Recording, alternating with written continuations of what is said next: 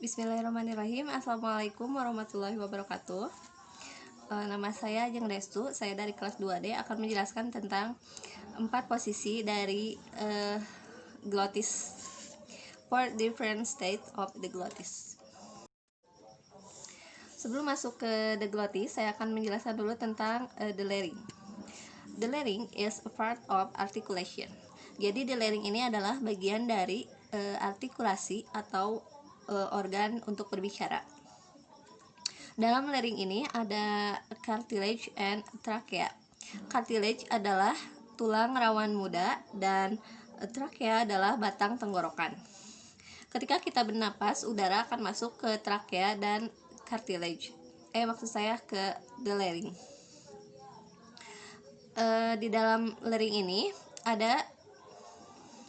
di dalam cartilage ini ada yang disebut dengan vocal cord. Vocal cord adalah yang menyebabkan suara bergetar dan tidak bergetar di dalam larynx, atau yang disebut dengan voice and voiceless. Seperti gambar di sini ya, ini adalah penempatan dari vocal cord di sini.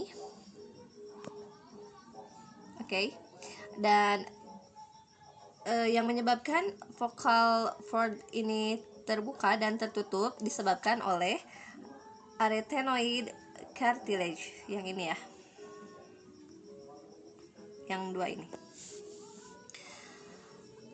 Di dalam vocal cord ini, ketika terbuka dan tertutup, kita menyebutnya dengan glottis. Saat terbuka disebut dengan open glottis dan saat tertutup disebut dengan closed glottis. Yang menyebabkan terbuka dan tertutupnya glottis ini disebabkan oleh ini ya, seperti yang tadi saya bilang, oleh arytenoid cartilage. Oke. Selanjutnya, dalam glottis ini ada 4 posisi atau 4 bagian dari glottis. Sebelumnya, apa sih yang disebut dengan glottis itu?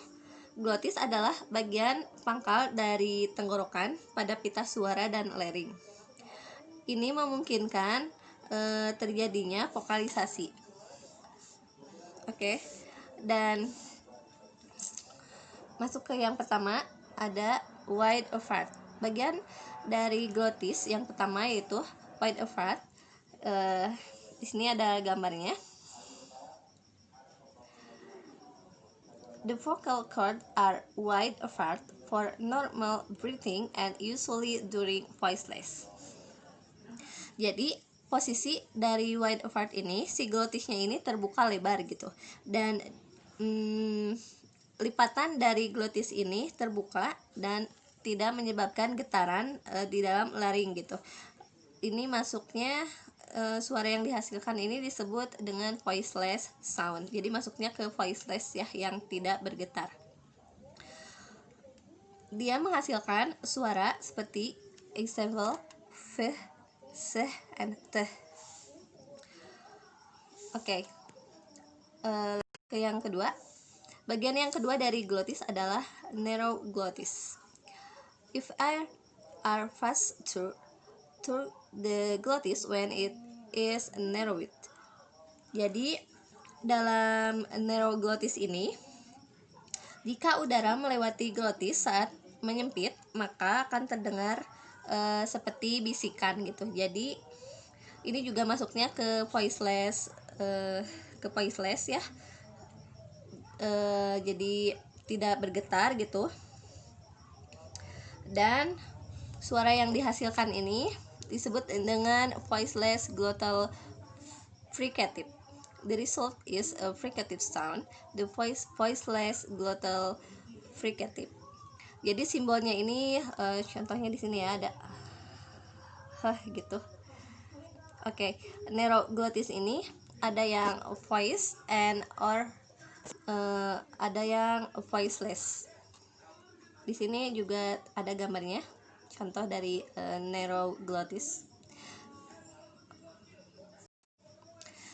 Masuk ke yang ketiga, ada vocal fold vibration.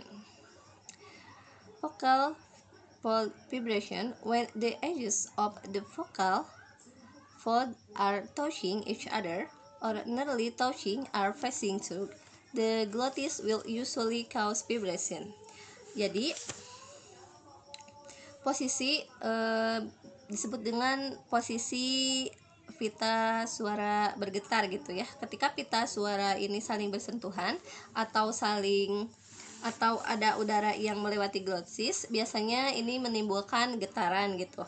Dan udara ditekan dari paru-paru dan udara ini mendorong pita suara terpisah sehingga udara yang keluar tidak terlalu banyak.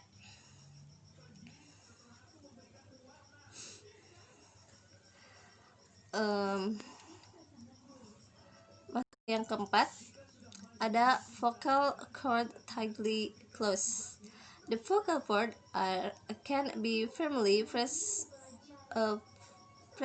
together so that air cannot pass between them.